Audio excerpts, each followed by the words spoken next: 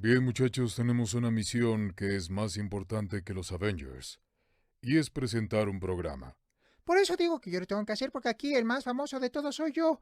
¿Y eso quién lo decidió? A ver, hagan su lado que ahí les va. Fíjense cómo se hace esto, ¿eh? Ya comienza en los especiales de paisaje literario, talentos de voz. ¿Qué óvole, mis chavos? ¿Cómo les quedó el ojo? A mí me gustó mucho.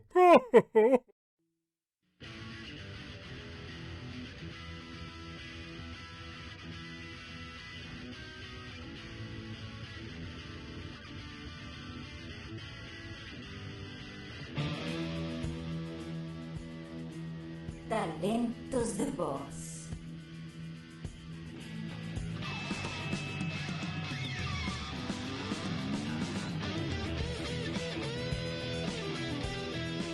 Patamón Digivolta, Patamón Digivolta.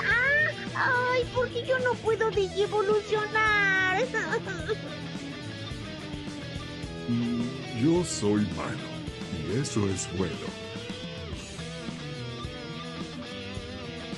¡Cadena de Andrómeda!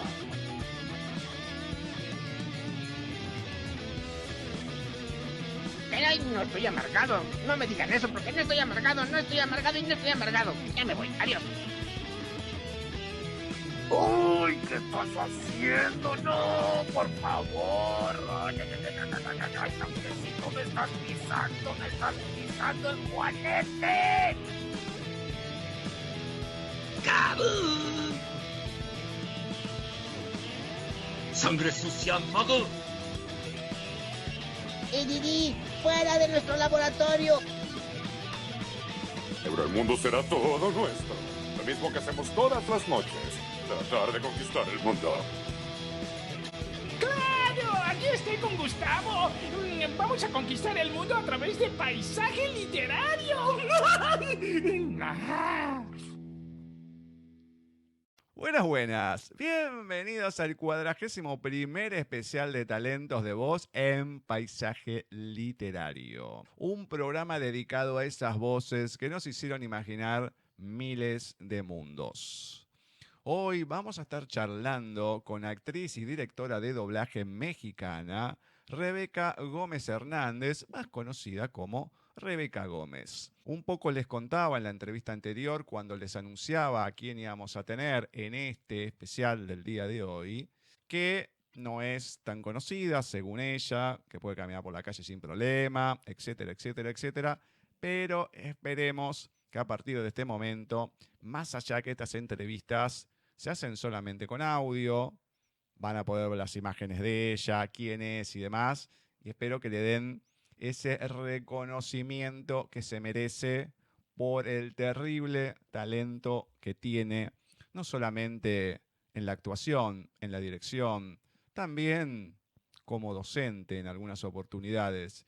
Hay que escucharla, porque no solamente sabe de lo que está hablando, sino la manera que tiene de contar las cosas es importante. Pero antes de darle la bienvenida, les voy a comentar un poquito sobre Rebeca. Además de su profesión como actriz, es licenciada en Administración Industrial con especialidad en Desarrollo Comercial.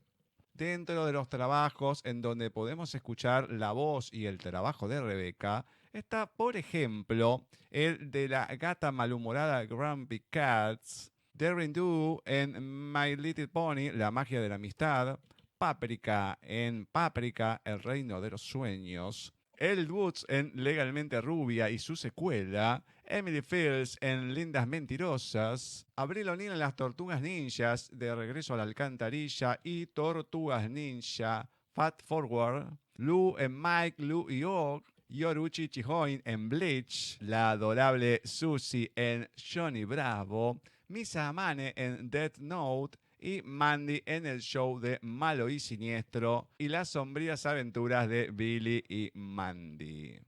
Vamos a presentar, a darle paso a Rebeca a ver qué tiene para contarnos.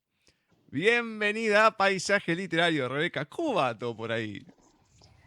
Hola, ¿qué tal? Mucho gusto. Pues todo bien por acá, ya saben, adaptándonos a las nuevas tecnologías y a la nueva normalidad, ¿no?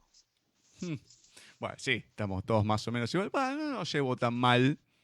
Estoy acostumbrado. Así que, pero complicado a nivel general todo. Sí. Bueno, para ir comenzando y precisamente arrancando por el comienzo, ¿cómo es que nace la inquietud por la actuación, por el arte en general en tu vida? Por el arte en general. En mi familia son muy mentales, mi familia es muy analítica. Hay mucho investigador, médicos e investigadores. Entonces, nazco en medio de una familia así. Y ahí, pues te educan de la misma manera. Hay muchas personalidades, ¿no? Pero todos se refieren al pensamiento, todos se refieren al análisis. Su manera de procesar la información es muy analítica. Y nace Rebeca en medio de esta familia, y Rebeca es una persona quien siente mucho, que percibe mucho, que necesita explotar todo lo que siente, expresar y hacerlo explotar.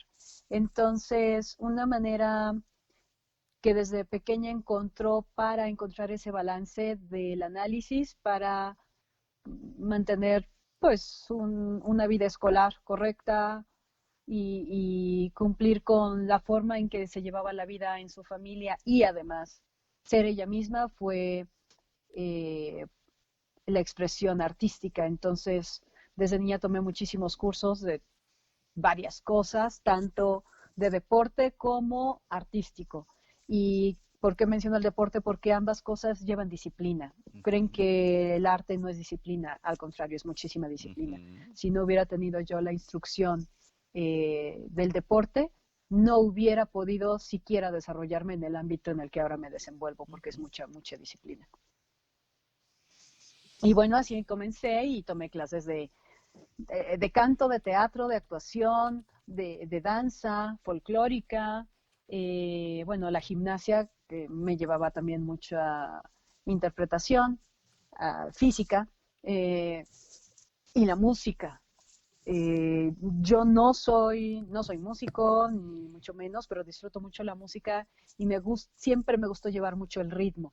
Entonces, a la hora de bailar y a la hora de cantar me ayudaba mucho. Y lo disfruto. Entonces era mi manera de expresarme. El canto y la actuación siempre fueron como las primeras formas de expresión que tuve para poder expresar mis sentimientos, para poder mostrar lo que yo sentía, ¿no?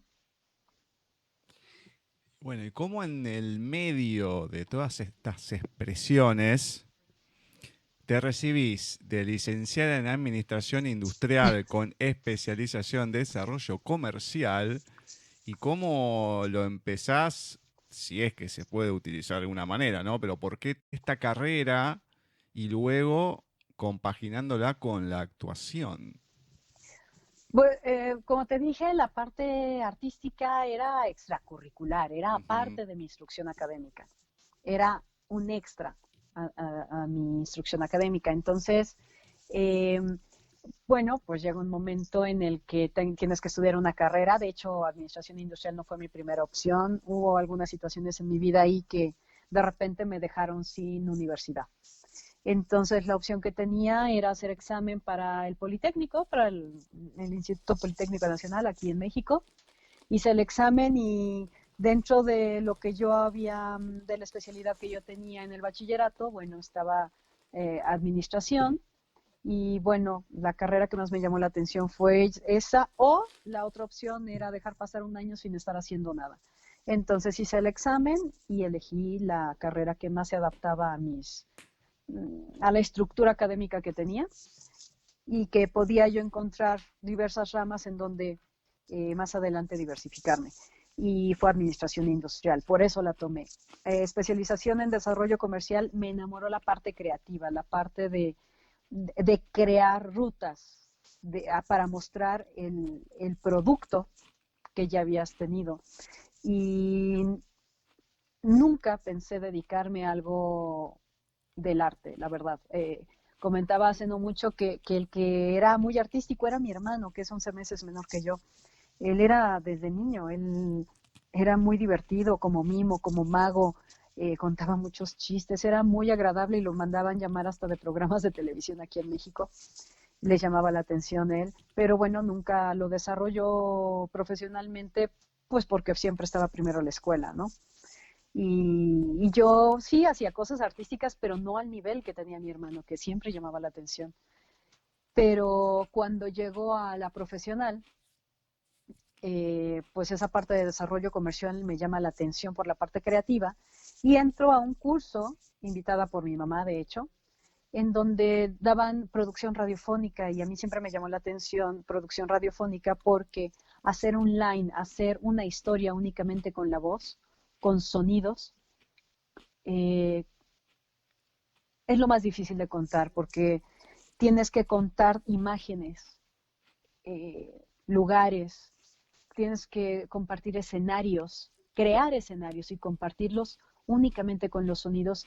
Y lo mismo que tiene el autor en la mente, tiene que proyectarlo, tiene que comunicarlo de la misma manera al público que lo está escuchando, pero para crear esa misma imagen que él tiene. Entonces, siempre me llamó mucho la atención y bueno, a partir de ahí, en ese mismo curso, pues daban locución, bueno, había la opción de especializarte para locución comercial o doblaje. Y obviamente para llegar a producción radiofónica tenías que conocer las otras áreas y cuando llego a radionovela, el maestro don Esteban Siller fue el que me dijo, oiga, pero usted es actriz. Y le dije, no, yo soy administradora, estoy estudiando la carrera de administración. Dice, no, pero usted ha hecho teatro, ha pisado escenarios, algo. Le digo, sí, claro, cantando, bueno, me han invitado a dar conciertos, he hecho muchísimas obras de teatro a nivel escolar y a nivel amateur. Me gustaba mucho el teatro musical, me encantaba, me fascinaba, creo que es lo que más me apasiona. Y bueno, el maestro lo notó y ahí me empezó a poner más retos y él fue el que me empezó a compartir lo que era doblaje sin él darme la materia de doblaje. Y me enamoró de lo que él estaba enamorado y a partir de ahí me llamó mucho la atención. Encontré que por lo que yo llegué ahí era por hacer proyectos de audio, más que los audiovisuales. En el audiovisual ya tienes muchos otros recursos y lo tienes muy claro en una imagen. Pero el de audio es crear la imagen con puro audio. Entonces era un reto mayor, era más complicado, me enamoró el aprender a hacerlo, el que tampoco yo estaba tan perdida al hacerlo, pero pues ya no existen las radionovelas, bueno, ya van poco a poquito regresando algo, pero en ese momento ya no existían las radionovelas, ya no se producían radionovelas y crecí escuchando radionovelas, entonces me llamaban mucho la atención, pero la otra opción que tenía era doblaje y me llamó la atención el reto de no crear tú el personaje, sino meterte en los zapatos de otro que ya había sido creado. Entonces no nada más era interpretar correctamente, sino alcanzar el nivel de interpretación de quien ya lo había creado, con todos los procesos que se requieren para hacerlo de manera audiovisual, y el trabajo de todos los que vienen después, ¿no? El continuista, el musicalizador, el editor, todos los diseñadores de audio, todo lo que involucra, pero ni siquiera a tu ritmo, sino llegar al nivel de quien ya lo creó en imagen, ¿no? Entonces, pues ahí me quedé, y así fue como llegué. No, nunca lo busqué realmente. Llegaste ahí al doblaje, pero nombraste ahí como el pasar, también tu faceta del teatro, locución y radio. ¿Cómo ha sido esta faceta en tu vida? ¿Cómo te ha desenvuelto? Y hoy en día, ya que nombraste las radionovelas, qué bien hubiese venido para tantos actores que ustedes en el doblaje, bueno, pueden tener trabajo, pues los que se pueden adaptar en su casa y demás, pero qué bien hubiese venido a tantos actores que como no se puede hacer demasiada ficción, que hubiesen empezado en todo el mundo, ¿no? Con algunas radionovelas, de a poquito, y por lo menos tengan trabajo. ¿Qué crees? Está regresando, porque ahora existen los podcasts. Sí, está regresando, pero desgraciadamente la forma en que ha avanzado la tecnología ha llevado a que las personas, a los mismos actores que están en pantalla, ya no sean realmente actores. Hay muy pocos que están preparados realmente como actores, que se meten en los zapatos de alguien más y que reproducen otra personalidad, que tienen otra personalidad, que se vuelven alguien más. La mayoría de los que vemos actualmente en pantalla siguen siendo los mismos, solamente les cambian el escenario, la ropa, el peinado, y no se meten, no, sigues viendo a la misma persona, ¿no? Sigues viendo al mismo actor, hasta por su nombre real, y no interpretan los personajes. Es complicado, para mí es una pena, porque si ya recorrieron tanto tiempo de una instrucción, se pierden en ese camino. Creo que los más preparados, los que más llegan a ese nivel, son los que están involucrados en el cine. La mayoría, no todos. Pero, pues bueno, así han sido las nuevas formas, pero no descartamos actores que siguen metiéndose en sus personajes. Por ejemplo, de los más populares a nivel internacional y más jóvenes o más nuevos, son, por ejemplo, Loki en Thor, que es Tom Hiddleston. Exacto. Es de los más jóvenes, y hasta que fue Loki, voltearon a verlo. Pero si se dan la vuelta y ven todo el pasado antes de Loki, se van a dar cuenta que vieron un montón de películas en donde él aparecía, pero nunca lo identificaban. Porque él se volvía, no solo físicamente, sino que él se vuelve completamente otra persona. Él, en realidad, no es que se cambie el color de pelo, es que de verdad, aunque lo veas igual que en la calle, realmente estás viendo a otra persona. Benedict Cumberbatch, por ejemplo, igual, nada más que físicamente es muy característico, pero cada uno de sus personajes son completamente distintos, igual que Anthony Hopkins, igual que, tantos, ¿no? Pero de los jóvenes, un Hiddleston o un Eddie Redmayne, pero de ahí en fuera, la mayoría siguen siendo los mismos, simplemente vestidos distintos, peinados distintos y en un escenario distinto, ¿no? Entonces, el reto de actuar con la voz es que no tienes más herramientas como ellos, ¿no? No tienes más instrumentos más que la voz. No tienes un escenario, no tienes a tus compañeros actuando contigo, no tienes distinto maquillaje, distinto peinado, distinto vestuario. No, señores, aquí puedes estar como siempre, con una misma ropa todo el tiempo, pero cada vez que interpretas es con un solo instrumento, que es tu voz, y te puedes meter en ellos. Distintas formas de respirar, distintas formas de hablar, distintos fondos, la forma de hablar dice mucho. Yo digo que hablar no es usar la palabra. Hablar es todo el subtexto, la forma en que lo dices. Y eso es el reto, porque solamente utilizas la voz, pero hay que saber utilizar muy bien la voz para poder meterte en todo ello, ¿no? Cambiar tu personalidad con tu misma voz, simplemente cambiar tus actitudes, cambiar tu personalidad, porque al hablar transmites no solo la palabra, sino ese subtexto, y ese subtexto es toda la historia del personaje, ¿no? Todo lo que no te dice en palabra. Exactamente. Creo que hasta ahora debe ser la persona, después de casi 40 entrevistas o más, que mejor ha definido ese concepto. Y es así, es exactamente como lo acabas de decir. Y te digo que hay muchos actores que le salvan las papas, por lo menos en latino, porque uno lo escucha y es maravilloso. Y después cuando lo escuchas en inglés decís, pero acá no me está diciendo lo mismo, o con la misma intención. Claro. Hay muchos que no les gusta el doblaje y demás. Obviamente escucharlo en el idioma original tiene otro sentido, pero muchas veces un buen doblaje, un buen actor de doblaje, te cambia, pero sustancialmente, el trabajo que está hecho. Sí, bueno, si nos apegamos a lo que era el doblaje de antaño, todos eran actores y todos habían pasado por ser actores de voz. Así te lo vi, digo, no había tanta tecnología, pero para llegar a ser actor de doblaje primero tenías que haber pasado por todas las otras tablas, que se llaman teatro, radio, cine, televisión. Y una vez estando ahí, era llegar de este lado, radionovela. Cuando llegabas al radio era una especialidad muy alta porque efectivamente ya no tenías el resto de herramientas, ¿no? Alrededor. Y ni tienes tanto tiempo para crear tu personaje, para estudiarlo y crearlo.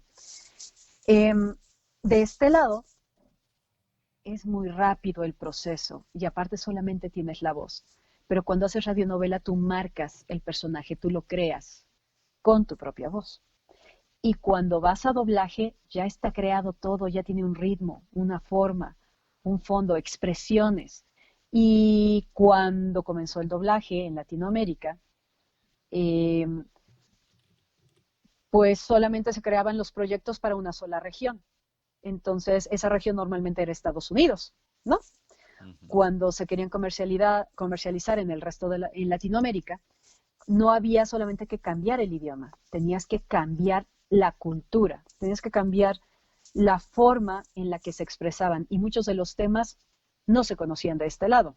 Y a veces ya había pasado muchísimo tiempo para que llegara a este otro mercado, al mercado latino. Entonces había cosas que nunca impactaron a la cultura latinoamericana o había temas que no eran importantes para Latinoamérica, entonces se adaptaban a la cultura.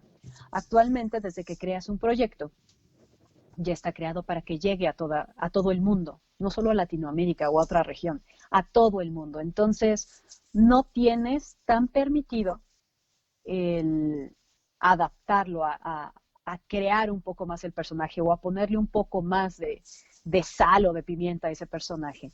Tienes que irte apegado a lo que hay, pero sin cambiar la historia original.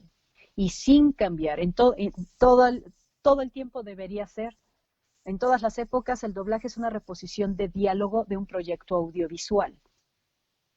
Entonces, tienes que apegarte a lo que hay, pero antes, como era por región y después se adaptaba a otra cultura, claro, tenías oportunidad y permiso de adaptarlo a la nueva cultura a la que iba referido, a la que iba a ser doblado, ¿no?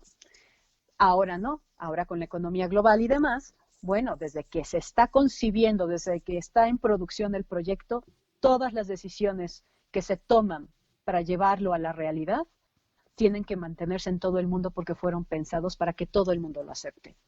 Y la interpretación se tiene que mantener. Pero en todo este proceso de doblaje, no importa si fue de los primeros años hasta estos últimos, debiera mantenerse la historia original y la psicología de los personajes, con un correcto idioma, no adaptado a cada momento o apegado porque se parece el fonema o porque se parece la palabra al idioma original, lo cambies, porque cambias el significado tanto de la palabra como de la frase y de la idea completa.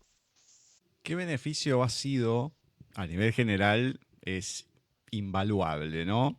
Pero en lo que es el doblaje, la dirección en general, el ser políglota, en que saber tantos idiomas? Mira, para hacer doblaje no necesitarías tú hablar más idiomas. No. ¿Por qué? Porque ya hay alguien que se encarga de adaptar el texto al nuevo idioma, manteniendo la idea original. Y con un idioma, en nuestro caso para toda Latinoamérica, con un español correcto para que sea utilizado en toda Latinoamérica, ya está con ritmo y respetando los juegos de labios, las labiales, ¿no? Cuando cerramos los labios o los pegamos a los dientes o tenemos vocales abiertas, mantener esa forma de la boca, pero manteniendo la misma idea. Y está a ritmo. Entonces, y estás viendo la imagen. Entonces, aunque no hables el idioma, no hables el idioma original, puedes doblarlo. Es lo que pasa con el japonés, con el rumano, con no sé, con el árabe. Cuando nos llega de este lado, pues no lo dominas o ni siquiera lo has escuchado anteriormente y pues te vas con la referencia de la imagen que hay y el ritmo de la traducción, de la adaptación al idioma. Y pues puedes verlo con el doblaje de antes, los Monsters, los Locos Adams y Bella Genio. La mayoría de los actores que interpretaban a esos personajes no hablaban inglés. Ahora se hablan muchos más idiomas, pero desgraciadamente quienes traducen no tienen la cultura general necesaria para respetar lo que se está diciendo en el original. Entonces de repente te cambian muchas cosas. Ya no hablemos de que ni siquiera están en ritmo ni utilizadas correctamente las palabras, ¿no? En el nuevo idioma. Dicen, se parece, pues ponle. No, no es de ponle, o sea, significan cosas distintas, ¿no? Entonces, hablar otros idiomas es maravilloso, sobre todo como director, para identificar qué es en lo que se equivocó el traductor o el adaptador, ¿no?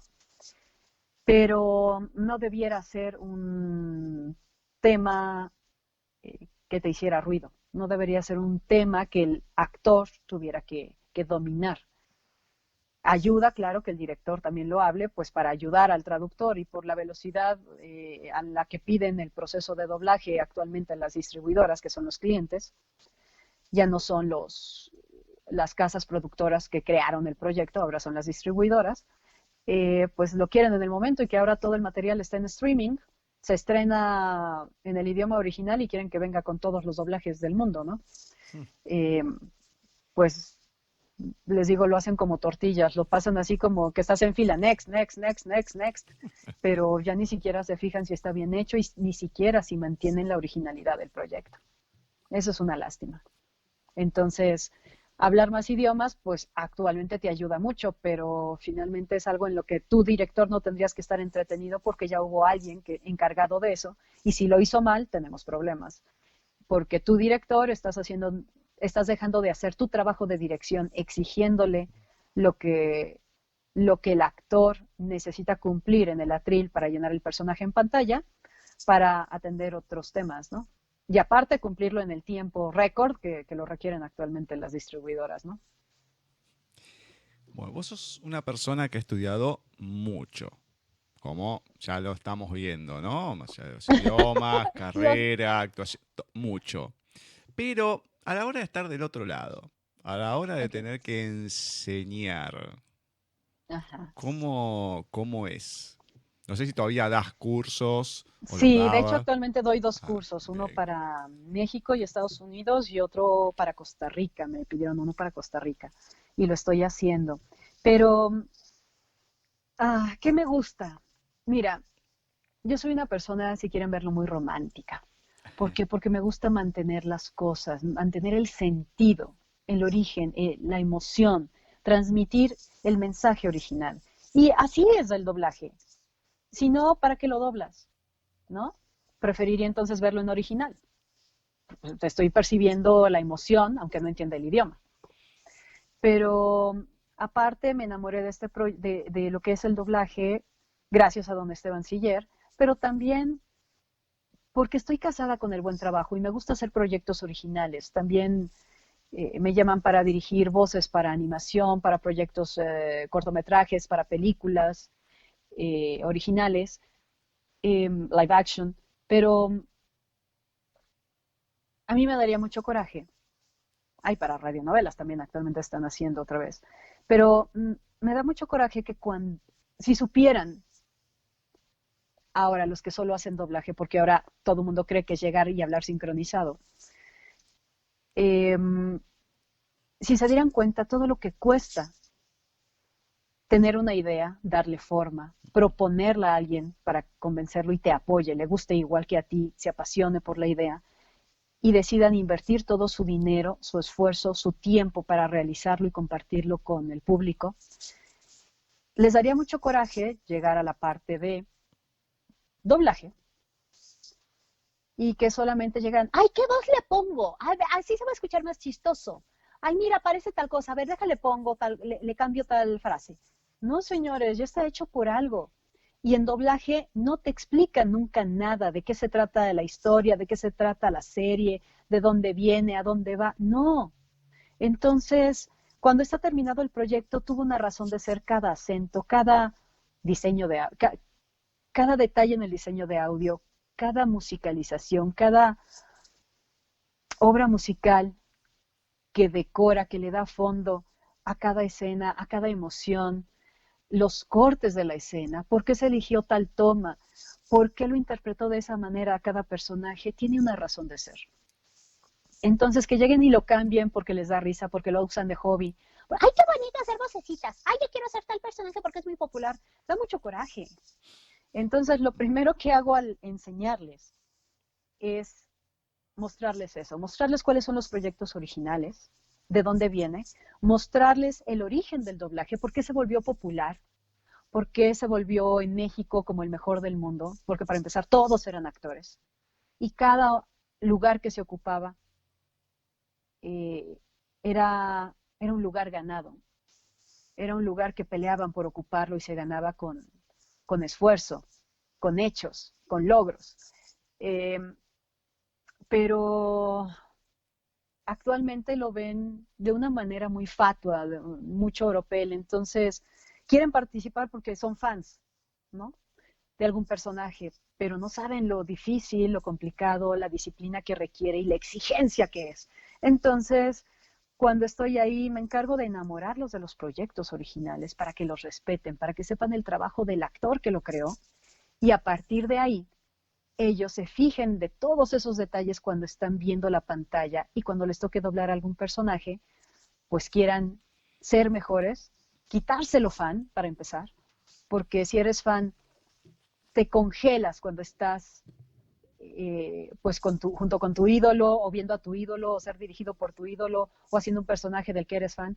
En ese momento pierdes toda dimensión y te congelas, te paralizas. Es tanta tu emoción que dejas de atender lo que requiere el personaje. Entonces, les enseño a tener respeto por su propio camino, por aprender de las personas con las que van a estar trabajando, que igual son sus ídolos, entonces que aprovechen a aprender de lo que ellos están haciendo en ese momento, y empiezan a respetar la disciplina, empiezan a respetar el trabajo de los originales, y cada vez empiezan a acercarse más a la realidad, a lo que es, no al hobby que ahora muchos piensan que es, ¿no? Y que con tanta tecnología, pues solamente hablan y lo sincronizan, pero ya perdió toda la esencia, ya el mensaje que fue creado en el original se perdió, ¿no? Pero está en un español a veces extraño porque ni siquiera respetan el idioma correctamente, y otra que con que esté sincronizado y con buena calidad de audio ya no les importó cómo quedó lo demás, ¿no? Está puesto un audio en otro idioma con sincronía, pero se perdió toda la esencia con lo que fue creado el proyecto original. Entonces, psicología del personaje perdida, historia original perdida, interpretación perdida, mal uso del idioma español, pues ya perdimos todo, ¿no? Entonces, velo en idioma original, eso no se vale. Y el humano tiene todos los recursos necesarios para poder hacerlo correctamente, entonces que tampoco se menosprecien, ¿no? Ya tienen todo, ahora hay que aprender nada más a usarlo. Y precisamente para esa gente de México, Estados Unidos, que se quiera atener a este curso, ¿a dónde pueden ir, dónde te pueden escribir? Pues de todos lados del mundo, solamente que les guste esto y quieran hacerlo en español sobre todo, o en inglés, pero mi correo electrónico es muy fácil, rebecagomezactriz@gmail.com, Rebeca con una C, rebecagomezactriz@gmail.com, y ahí les dan todos los informes.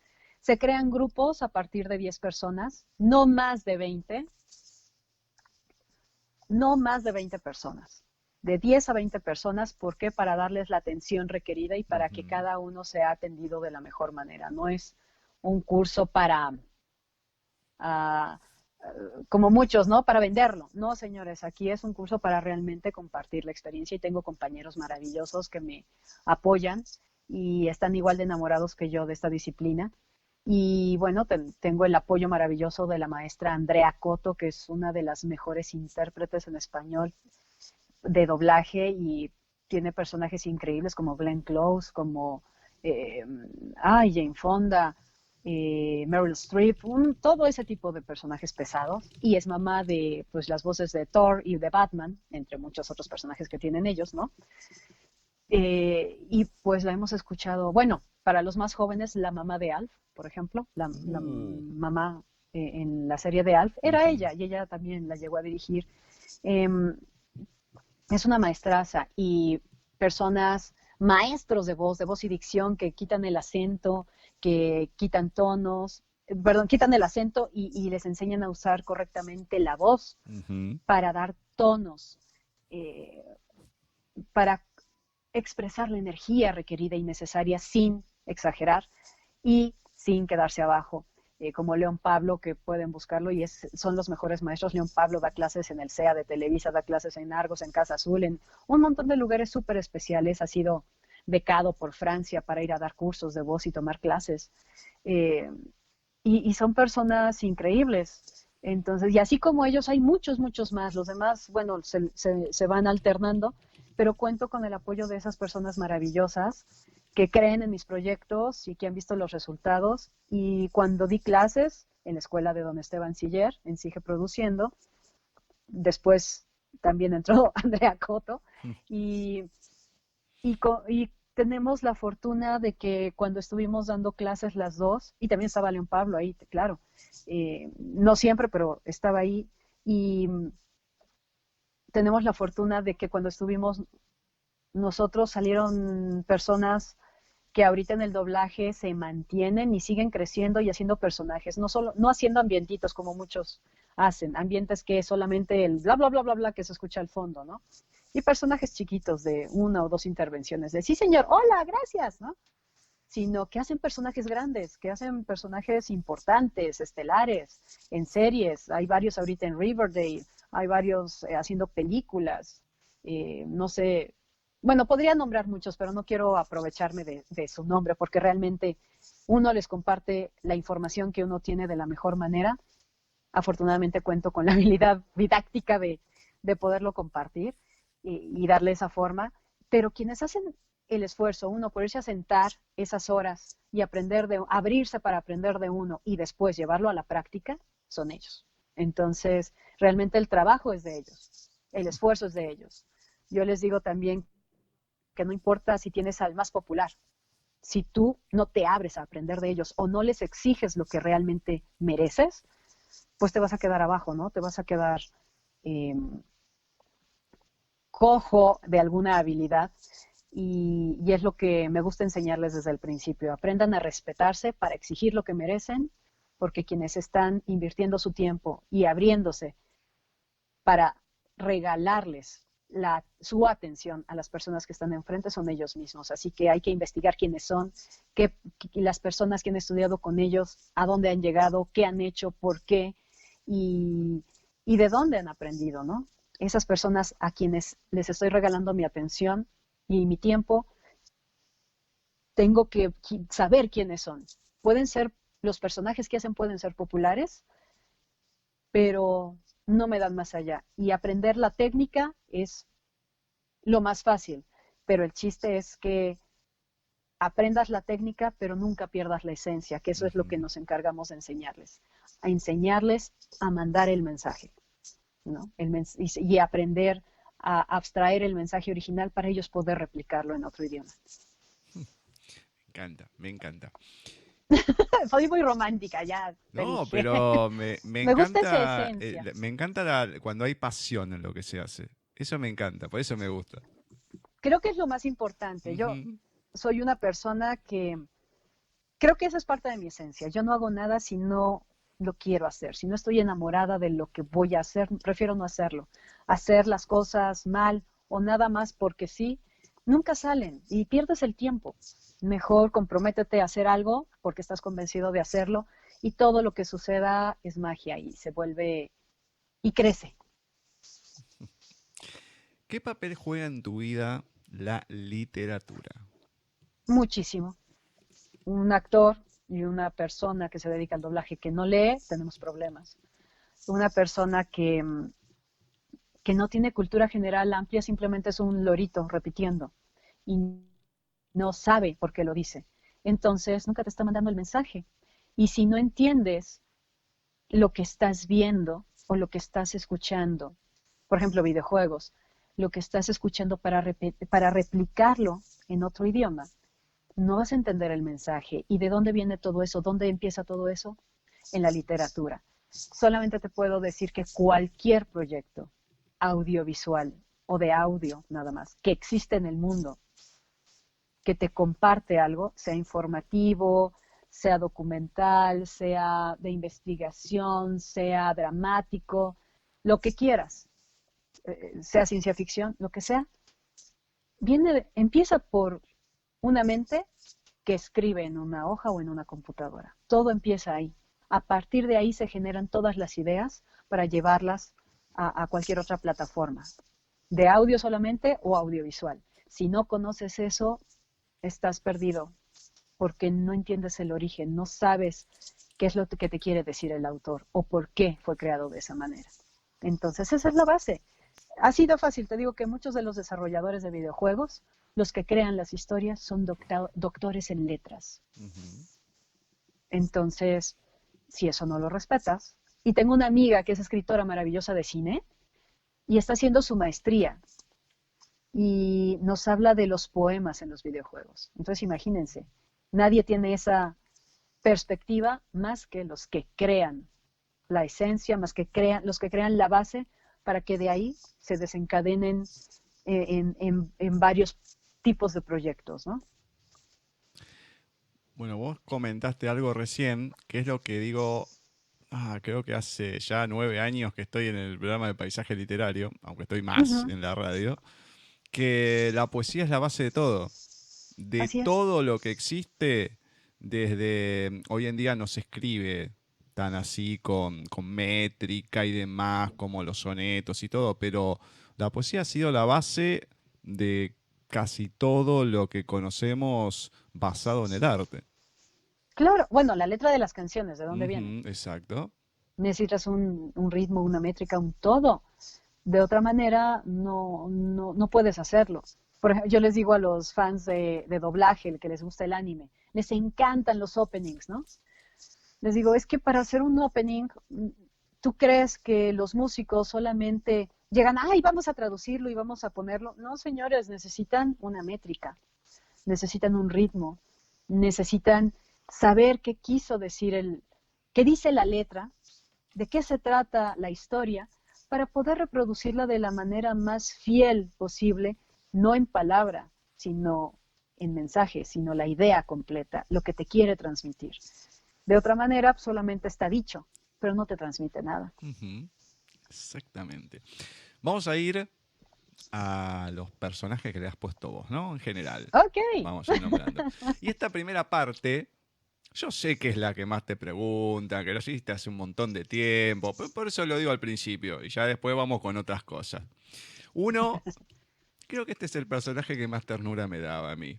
Johnny Bravo, la única amiga que tenía, pobre, la verdad que lo que pasaba ese muchacho. Susie, obviamente el que todo el mundo te dice, Mandy, y también, a mí este es un dibujo que me causaba mucha gracia. No era estadounidense, no era japonés, era ruso, pero me gustaba que hacías de Lou en Mike, Lou y Og. Comentame de estos. Es más, la entrevista anterior fue a Enrique Cervantes. Uy, claro, él estaba en esa serie, que claro. era el padre, además, y me mataba de la risa. Pues son cosas que pueden ser que no sean como Mandy o a lo mejor algunos anime y demás, pero son cosas que vi y que me gustan destacar en la medida de lo posible. Entonces, estos 3 personajes que te han tocado, ¿qué han representado? ¿Qué te han dejado? Bueno, Susie era muy divertida porque aparte lo que ustedes no saben es que Víctor Hugo Aguilar interpretaba a Johnny Bravo y la relación que tenía yo con Víctor Hugo era muy similar a la de Susie, al grado de que el representante de Cartoon Network en ese entonces venía a autorizar las voces y hacer los castings directamente desde Estados Unidos, nos vio y dijo, ¡wow! Los dibujaron igualitos. Y entonces, bueno, pues así fue como comenzamos y así nos llevábamos y entonces era muy fácil para mí interpretar a Susie porque así yo molestaba a Johnny. Así molestaba a Víctor Hugo. Y a Mandy.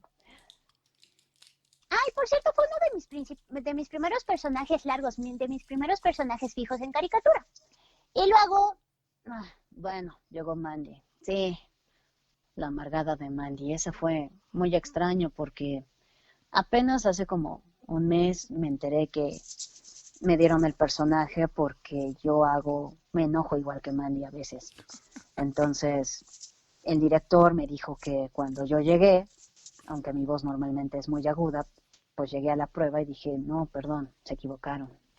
Esa no es para Rebeca Gómez. Igual era para otra Rebeca, Patiño, Manríquez, aunque tampoco les quedaba la voz, porque esta era una niña.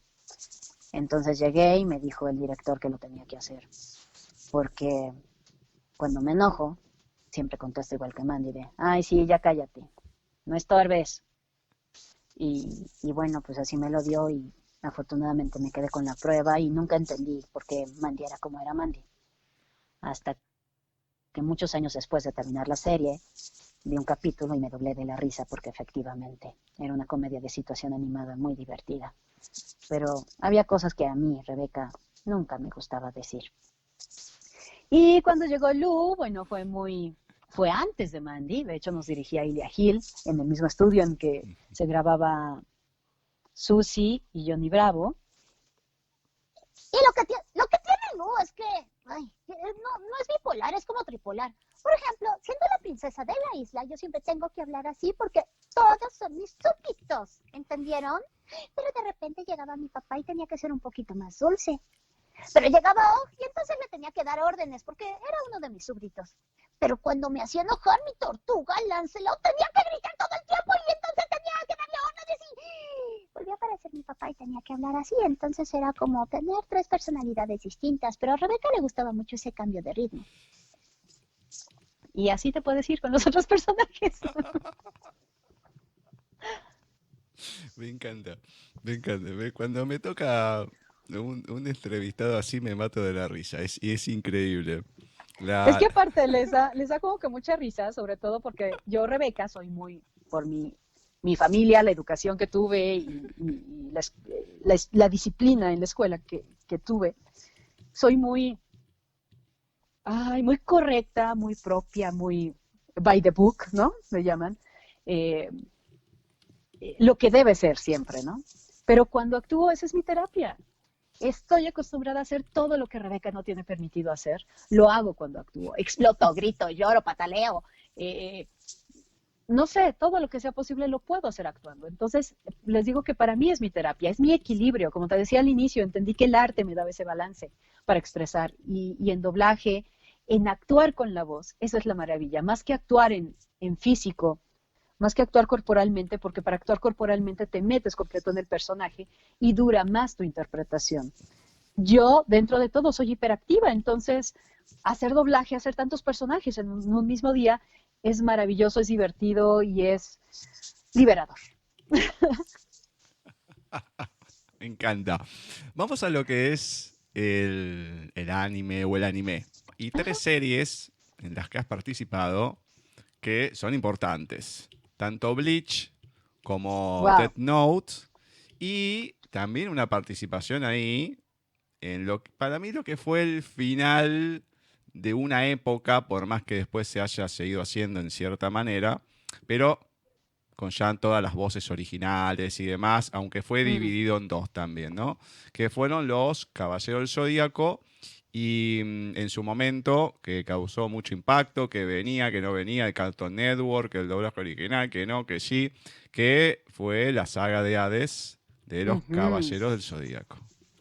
Así es, fíjate que fue muy chistoso. En Caballeros del Zodíaco hubo 2 versiones. Una que en México se transmitió por televisión abierta, que cambiaron muchas de las voces originales. Pero la que está en DVD se mantuvieron todas las voces originales y fue el momento en el que, digo, yo ya había grabado Caballeros del Zodíaco muchísimo tiempo, pero no tenía un personaje, ¿sabes? No tenía un personaje fijo, un personaje recurrente.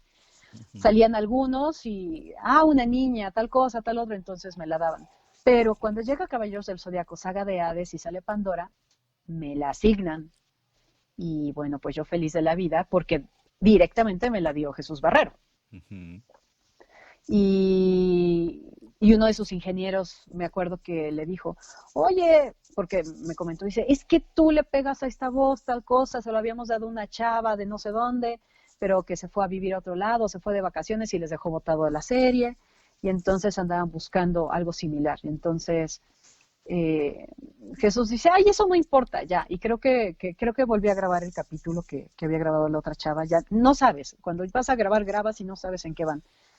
Es más, nunca te entregan en orden los capítulos los clientes, te los dan así como ellos quieren, o sea, del 3, el 4, el 20, el 15, el 10, y luego, el 1, el 8, el 17, y pues nunca sabes cómo va. Pero con Caballeros del Zodíaco me dio mucho gusto, mucho placer, y me sentí muy honrada de que el mismo Chucho me dijera, sí, así es como la quiero, sí, así es, ¿no? Y sobre todo porque me llevo súper bien con sus sobrinos, tanto con Víctor como con Pepe, y creo que es la primera serie en la que estamos, no es la primera serie, ya habíamos estado en otra, en La Visión de Escaflón, pero siendo tan reconocido Caballeros del Zodíaco, tener un personaje con ellos, bueno, fue como fue como un honor, y sobre todo que ya estaba enfermo Chucho, y fue una etapa en la que conviví muy de cerca con él. Entonces, solamente se lo puedo agradecer a Caballeros del Zodíaco, ¿no? Porque pasamos no nada más las horas de grabación, sino las horas después de grabar platicando de manera muy personal, muy íntima, muy interna entre nosotros dos. Teníamos temas en común y llorábamos, a veces llorábamos juntos, ¿no? De lo que compartíamos, y eso no lo puedes hacer durante el trabajo. Luego, Bleach, ay, me encantaba. Y bueno, Pandora siempre hablaba, era muy elegante, pero siempre protegiendo a su hermano y estando al tanto de todo. Y pues tenías que alcanzar, yo crecí con Caballeros del Zodíaco, ¿no?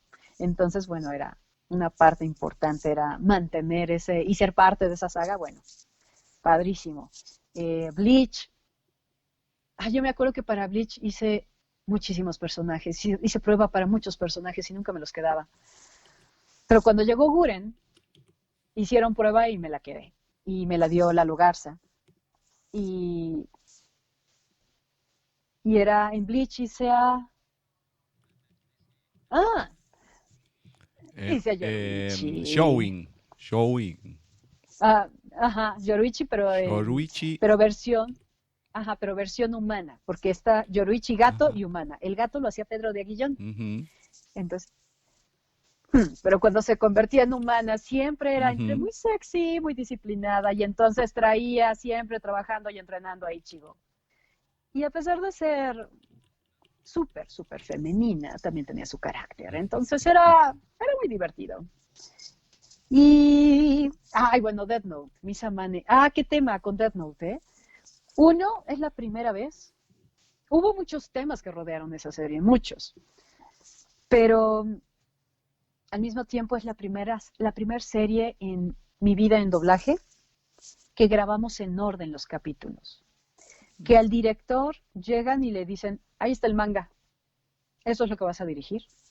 Y entonces desde que llegábamos a la prueba, nos explicaba perfectamente nuestro personaje, no solamente el capítulo o lo que había visto de las imágenes en la prueba, sino que nos explicaba perfectamente bien el personaje, sabía de dónde venía, qué era y hacia dónde iba la historia y cada uno de los personajes.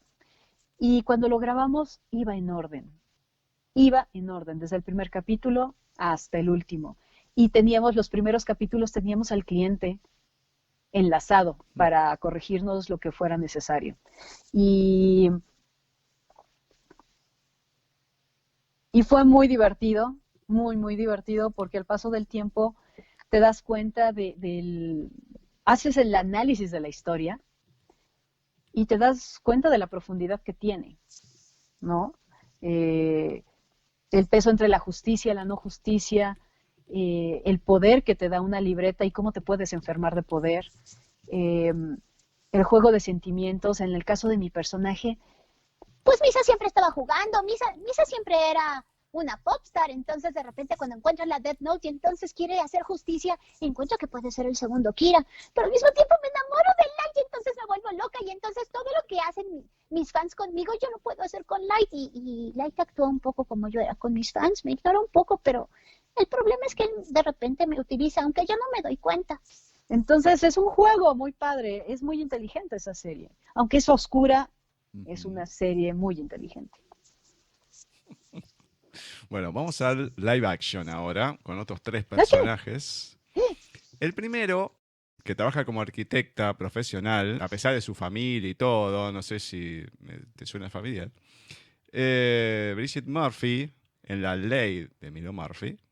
Después, Elle Woods, en Legalmente Rubia. Y Emily Fields, en Lindas Mentirosas. A ver, primero vámonos con Legalmente Rubia, porque Legalmente Rubia fue mi primer personaje grande en una película. Una película popular, obviamente, comercial, porque los otros personajes grandes que había tenido, pues había sido en otro tipo de películas. Pero interpretar a Reese Witherspoon para mí se me ha hecho súper natural, muy fácil, porque igual tenemos un mismo ritmo. Y una persona que llegó a trabajar con ella, al que yo conocía, me decía que somos muy similares en la manera de pensamiento y en la manera en que llevamos nuestra vida. Entonces, pues bueno, por eso creo que se me hacía muy fácil. Y entonces, cuando se empezaba a enojar, también se enojaba igual que yo. Entonces, me era un poco complicado no entender lo que sucedía. Y cuando estaba en la prepa, pues yo era en el bachillerato, pues yo era una persona de buenas calificaciones, pero también hija de familia. Entonces, todo lo que veía a mi alrededor era color de rosa. Entonces, era muy similar a Elwood, sí. Y, ¿cuál otro me dijiste? La Ley de Murphy, la de Ley de Disney. Murphy, exacto.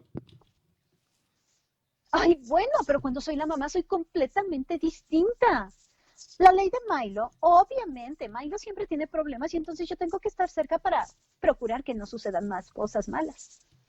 Pero esa es muy divertida, esa me la dio don Francisco Colmenero y bueno, le vivo agradecida porque, bueno, me ha dado el chance de volver a cantar con mis personajes y demás. De hecho, en todos esos, en Death Note, Misa, la canté yo. Susie llegó a cantar también. Mandy, bueno, creo que está ahí. Pero con la mamá, con Bridget, he vuelto a cantar, entonces es muy divertida, muy, muy divertida y creo que es la primera vez que canto tanto con Disney, ¿no? Y la otra era Lindas Mentirosas, encima un personaje que, viste, siempre cuando le ponen otro tipo de condimento, en este caso es la deportista, la que es lesbiana, siempre es como que, a ver, de esta serie es muy fanática, una de mis ahijadas, Antonella. ¡Wow! Entonces le digo, además que en su momento, no, fíjate tío, si me puedes conseguir la serie, porque antes que salga, que todo así, muy fanática. Y entonces le pregunté, no, sí, era un personaje, pero de los más importantes, y qué sé yo, y qué sé cuánto. Entonces, pero a ver, yo ya había visto, ¿no? Digo, ¿y qué? Y no, y sí, es muy cristiana. Y no, este día está cambiando un poco. Pero, claro, estaba dentro de los padres, y no decía nada. No, que qué sé yo. Bueno, pero ¿qué característica tiene? Algo que la pueda distinguir, qué sé yo, y me reía. Es lesbiana. Y yo, mi hermano y mi cuñado no dijeron absolutamente nada. ¿Viste? Yo me reía por dentro. A propósito, no los puedo picar por ese lado porque mi hermano tiene una cabeza a veces medio de... Otra que Pedro Picapiedra. Entonces, a propósito. Pero bueno, este personaje de Emily Fields. Bueno, lo maravilloso de este personaje de Emily Fields es que, bueno, al inicio, cuando hicimos las pruebas de voz y entonces sucedió la selección de voces, al inicio se les hacía un poco extraño en el estudio porque se acostumbraron a que todos los personajes que estaban en pantalla fueran de la misma edad de las personas que los grababan en español, pero la realidad es que tanto la directora María Fernanda Morales y yo, pues sí somos más grandes que los personajes que están ahí, pero también las actrices que estaban en pantallas eran muchísimo más grandes que los personajes que interpretaban. Y las otras 2 actrices que estaban en el pool de actrices de doblaje que las hacían, aunque son muchísimo más jóvenes que nosotras, su voz es más grande que la nuestra. Entonces, tanto María Fernanda como yo teníamos ese rango todavía y bueno, lo que sucedió es que a la hora de hacer la mezcla de voz, entendieron de que, pues sí, nos quedaban los personajes, pero fue un reto que nos aceptaran en el mismo estudio. Y cuando empezó toda la serie y empezó siendo aceptada por el público, bueno, pues nos metimos un poco más porque ustedes sabrán que cuando hacemos doblaje no tenemos tiempo de ver nuestras series, no tenemos tiempo de ver el material completo que grabamos y no tenemos tiempo de ver ni siquiera de lo que somos aficionados porque no nos da tiempo. Entonces, me llamó mucho la atención y me encantó que en una serie detectivesca de crímenes lo abordaran con unas chavas, con unas niñas de bachillerato, y que al mismo tiempo expusieran los problemas que vive cada una de las familias, como que los papás o son divorciados y no les hacen caso, o se dedican mucho a su trabajo, o como en mi caso, en el caso de Emily, lo que sucedía es que mi papá era militar y entonces se la pasaba viajando y mi mamá estaba conmigo y trataba de cuidarme, pero finalmente siempre estábamos sin la imagen de mi padre y cuando llegaba quizá era una vez al año, un mes, y teníamos que resolverlo todo solas. Y habíamos viajado por todo el mundo, habíamos estado en distintas bases militares junto con él hasta que llegué a la preparatoria y tuve que tomar, tuvimos que asentarnos en un solo lugar o iba a cortar mis estudios. Entonces decidimos quedarnos nosotras solas, era una hija única, extrañando a mi papá, pero resolviendo todo solas y lo único que me daba disciplina y lo único que me dejaba ser quien era la natación. Entonces por eso yo competía y era la única deportista del grupo de mis amigas.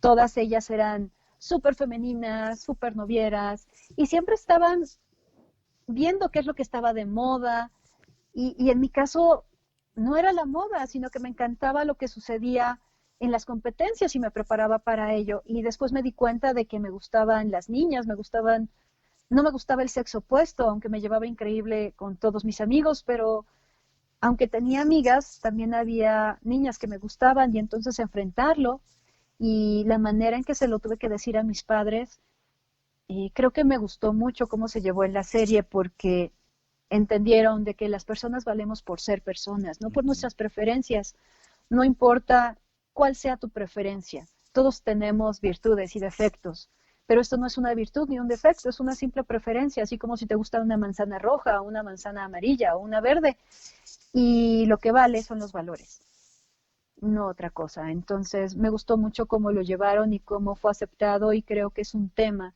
que aunque en otros lugares causa mucho conflicto, aquí fue un tema visto abordado de manera natural y que los problemas graves, importantes, como el sentirnos inseguras, el hacernos compañía para tratar de resolver una situación difícil entre las familias y entre las amigas era lo más importante. Quédate ahí, que ya volvemos con Talentos de Voz.